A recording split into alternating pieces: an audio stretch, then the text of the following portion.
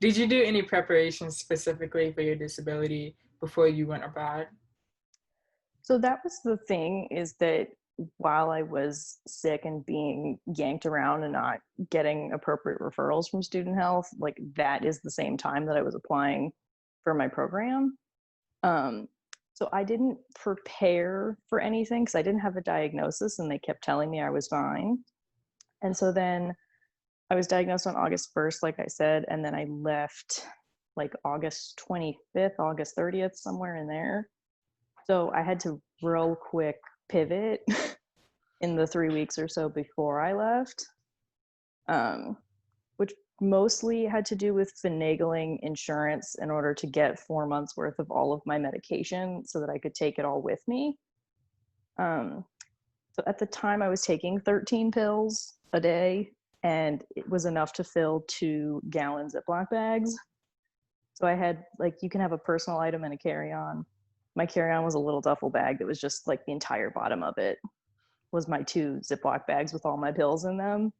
I was like, what is going to happen to me when I get to customs? And of course, I get there and I'm in Germany, and like the woman in customs doesn't speak any English and I don't speak any German. Um, I was like, okay, we're just going to go now and hope everything's fine.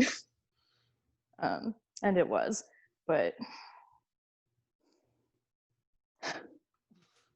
Okay.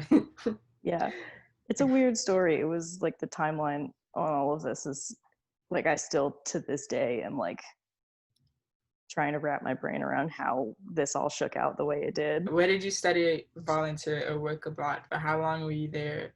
What was your experience like? Were the people around you aware of your disability, and how did they react to it? So I studied abroad in Lyon, France, which is in like East France near Switzerland. Um, he's eating my paper now. I'm sorry.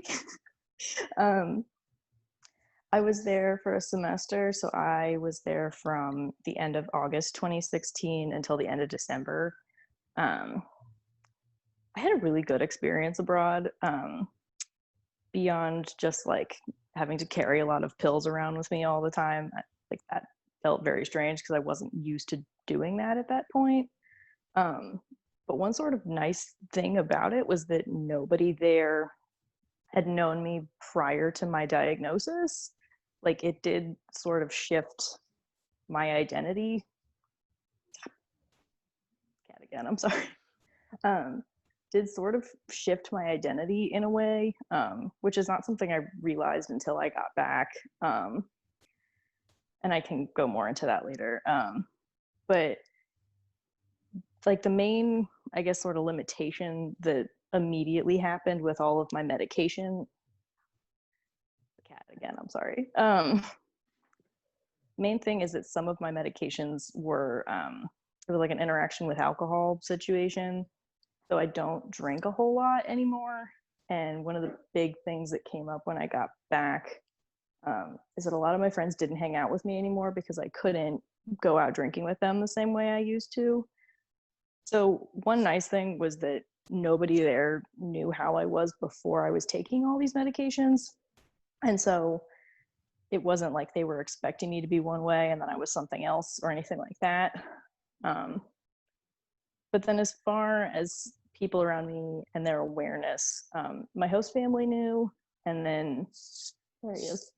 um, my friends that I made over there knew, and I would bring it up purely because of, like bars and things like that.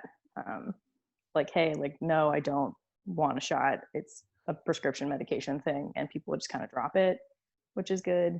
Um, okay. uh, Lost my train of thought. I'm so sorry. um, I guess the biggest thing that I noticed when I got back as well, everybody's reaction tends to be the same when I tell people I have Crohn's disease. Everyone's favorite thing to do is say, oh, I know somebody who has that. I've gotten, my coworker has that, my kid has that, my cousin has that. I think my favorite reaction I've ever gotten was my high school valedictorian had that, which I thought was funny because I was like, what do you mean had? Are they dead? Like, so people still do that here to this day. Um, Stop that. And so, in your experience, that's something people shouldn't do when. It's something that doesn't really bother me too much anymore because I'm just used to it now. I guess I'm trying to wrap my brain around what compels people to say that. Like, I feel like gay people probably have a similar experience. Like, when you tell people you're gay and people are like, oh, I have a gay friend.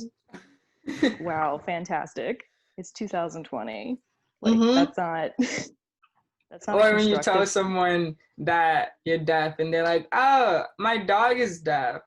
Yeah, Like, that doesn't yeah. like, fantastic. You're such a great ally But do because you know you sign language though? Like, right? you like the things that matter. Anyway, Yeah. was your mental health impacted negatively at any point while you were applied because of anything related to your disability? I mean, I think the obvious one is that I was definitely still coming to grips with all of this while I was there. So it wasn't that my mental health was struggling because of like I'm not getting an accommodation I need or anything like that. It was like my identity as a human has now changed. Um, right? Because like I got sick when I was 19 and then diagnosed when I was 20, and then it's like, well, I've been this person my entire childhood, and now that I'm an adult, I'm a sick person, and that is like a whole new thing to cope with, like a whole thing that shifts how I exist in the world, and like what kinds of jobs can I do, where can I go, how long can I be gone, and because like I said, my medication is temperature sensitive, so if I don't have a way to keep it stored properly, like the right amount that I would need depending on how long I'm going to be gone, like that's it.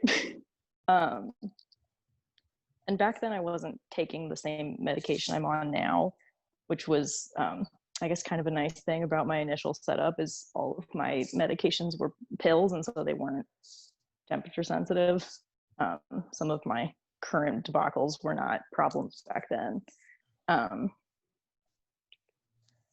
and then I guess just to fast forward towards the end of my time abroad, a certain election did happen while I was overseas. um, So hearing that the ACA would be repealed, that didn't help my anxiety any. And I mean, obviously nothing with that has changed as of So, today, for August now, clarification, 2020. what's the Yes, ACA? the Affordable Care Act, Okay. Okay. Okay. Obamacare. Yeah, yeah, Okay. yeah. I mean, you know, no one has repealed and replaced Obamacare yet. Um, but I mean, the fact that the possibility is still looming does make me anxious of like, oh, well, what if we do change the law and it becomes legal for somebody to price gouge me out of insurance because of this medical condition?